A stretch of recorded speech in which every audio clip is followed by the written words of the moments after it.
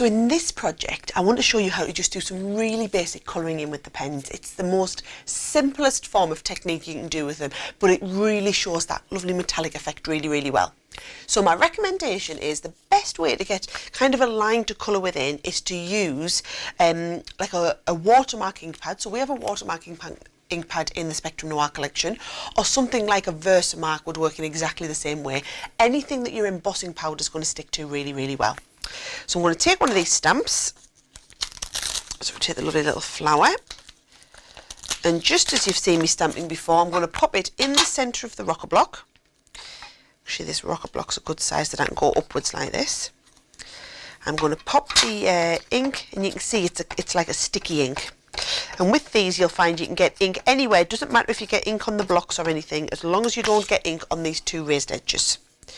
So I'm going to pop that, and I'm going to stamp my flower in the centre. So I don't know, I'll try and lift this so that the camera can pick it up. You can kind of see that lovely watermark effect. And then what you need to do, if you actually just get your base card from underneath, I've just got some black embossing powder here. Now I'm using black embossing powder because I'm embossing straight onto a black surface. And I would recommend using like an ultra fine embossing powder, but it's exactly the same if you were to use like a clear embossing powder.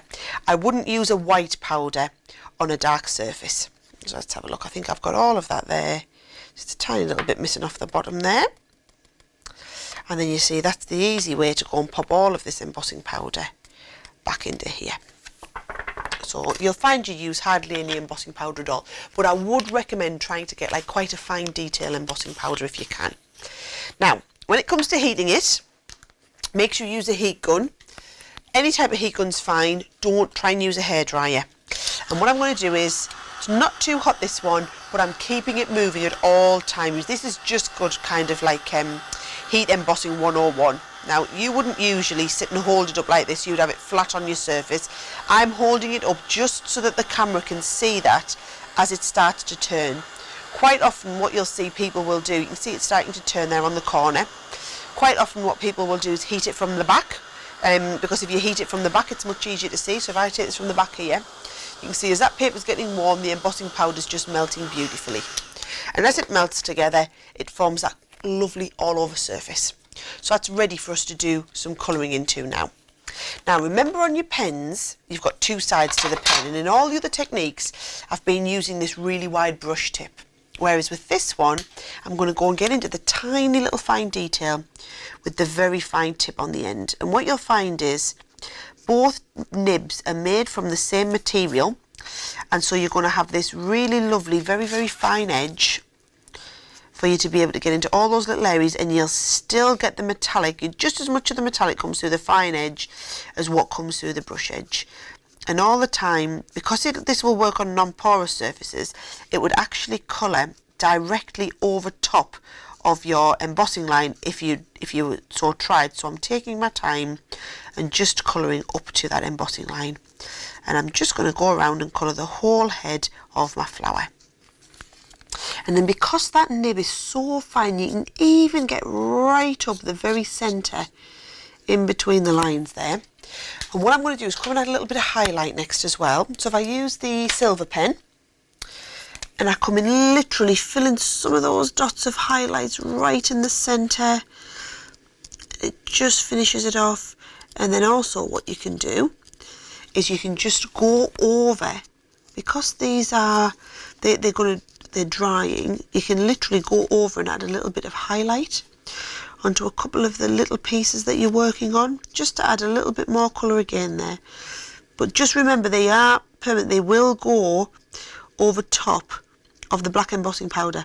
So what you can't do is just colour over the whole surface here. You've got to be really selective in where you're putting your ink down there.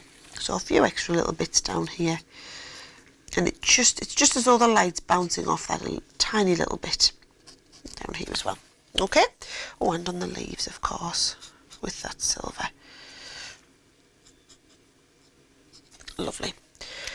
Right, so that is all of my colouring done. Looks fabulous. So again, I'm just going to matte and layer this, and you'll notice I've matte and layered with all of these cards, and it does, I think, it makes your card so much more professional. It elevates it to that next level And if you're not too good at cutting your mats and layers, what I would say is you can always cut one layer, stick it onto something else, and then go and recut that onto the next one. So you're taking it back to your guillotine every time, because I literally have cut those layers very, very fine so that you just get a hint of that little bit of colour coming around the outside. And then of course that will go onto the front of one of the card blanks from the kit. And I think with these cards it's nice to do some of the little smaller cards. You don't need an awful lot going on because the metallic is what's really special about this. And then if you look back on the other video, you'll see where I've done some stamping just by colouring onto the onto one of the stamps with the inks. So I've done exactly the same there, but onto the black. And I'm just going to shape that. And again, use either a 3D glue gel or some foam pads like this, just to take that and have that mounted down. A little bit of a 3D effect coming down the side.